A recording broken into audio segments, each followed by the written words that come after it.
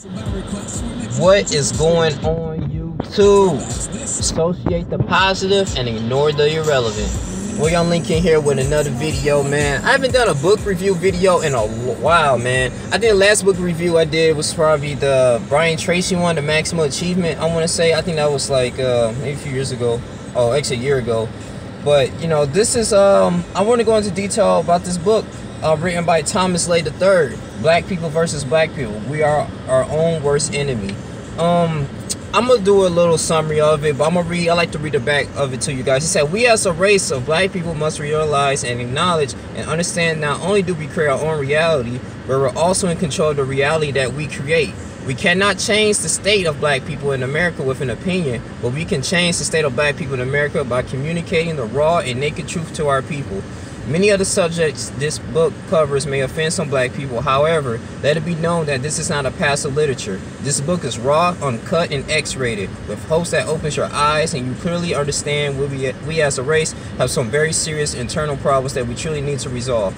This book may serve as your blueprint to help restore unity, self-respect, self-love, and race pride among us.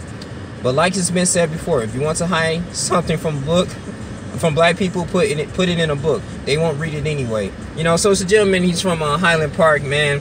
He was ex-con, but when he was in the jail, in prison, he actually, you know, learned so much about his culture, and he educated himself. You know, he really was an advocate of black race and black pride. You know, and that he really came to a realization that in this book too, he had an example that he had a Mexican inmate, you know, roommate, whatever, and he had a sort of a negative expectancy of black people, but he actually gave solutions on how, as black people, they need to unite and what things can change in their communities. And he said, first, you know, you had to, first of all, have a different perspective in life. You know, you guys have to understand and realize that you are that you got. You have to be in a position to build for each other, you know, create businesses for each other, you know, and also too have the goal and the mindset to actually have money collectively come together in the communities, man. You know, because I like what Thomas Lay, he brought up too, is that, you know, we all kind of know this with people who lives in the ghetto, is that the Arabs own most of these gas stations, Koreans own all the weed shops and the nail salons, and they just come into our communities and set up shops and just, you know, just make money off of us, you know, and they've been doing that for decades, and they use that money to help take care of their children. And he just wanted to be the way, it's like, how can we substitute that, and maybe we can get like loans and do things for ourselves, you know, create a sort of like a Black Wall Street back in the 1920s and 1930s, man. And he went into details that we need to respect our women more, you know, and we are the future. You know, actually, too, we instill and plant the seeds for our kids.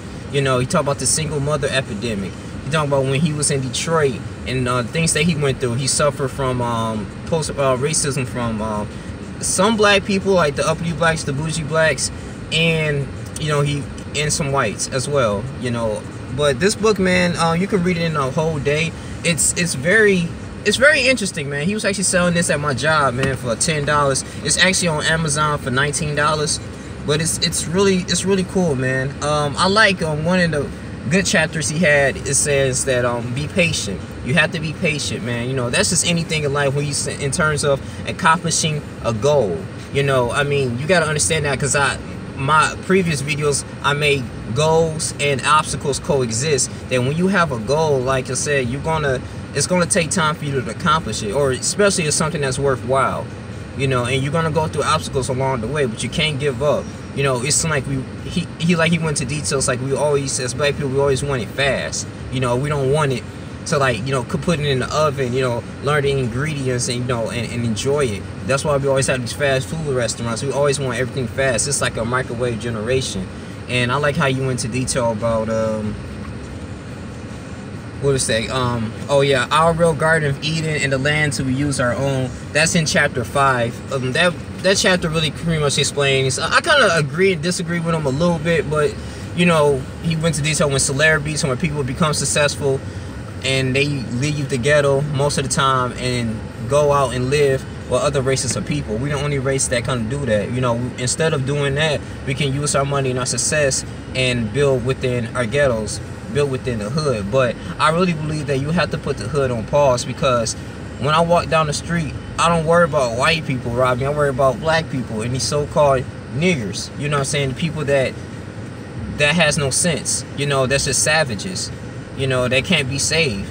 You know, but he really believed that if all of we come together, we can actually, you know, put the responsibility of these athletes and the entertainers to invest in us. But why would they invest into an area that's known to fail anyway? They don't want to do anything. When you give money to people that don't want to do nothing for themselves, you just wasted their money. I mean, you pretty much feeding their temporary satisfactions. You know, that's the only little chapter I really disagree with. I really believe that when you get money and you in a better position to move into a different neighborhood to raise your family, you go out there and do it. You know, I don't believe you should stay in a rut and just advocate for world peace and that in a particular environment of people who's ungrateful, who doesn't care, and that's jealous of your success and your grind. But other than that, man, I feel like this book was really, it was good. It took me a few days to read it. You know, it's only 100 and, what can I say? I think it's like 142 pages.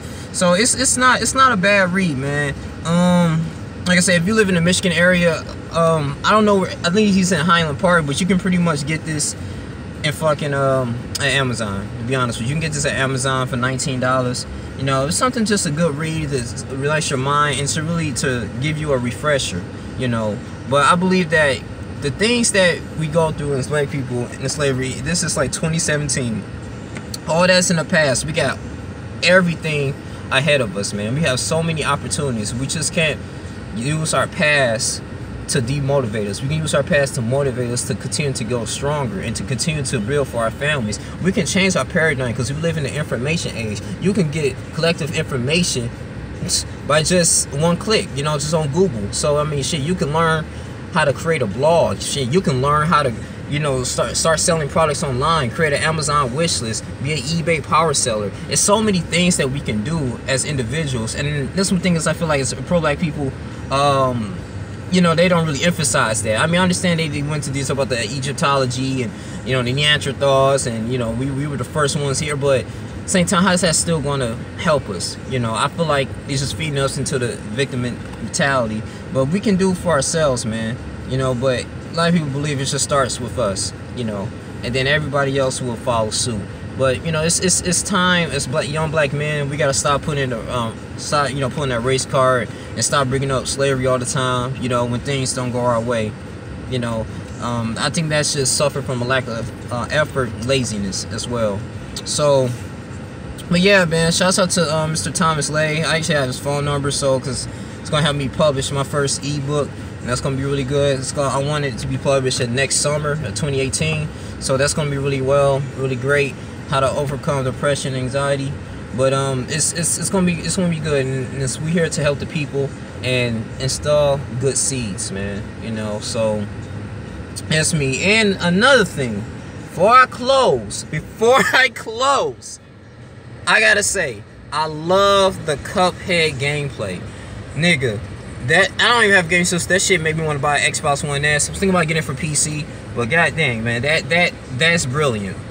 Wow, I might have to get it, man. I was watching Rad Brad, motherfuckers using gunplay, and it was really good, man. I mean, shit, the boss and fight battles, man. These niggas in casinos fighting. It's just, it was really good. I think it's a very short game, but it's difficult, you know. But it's a good strategic game.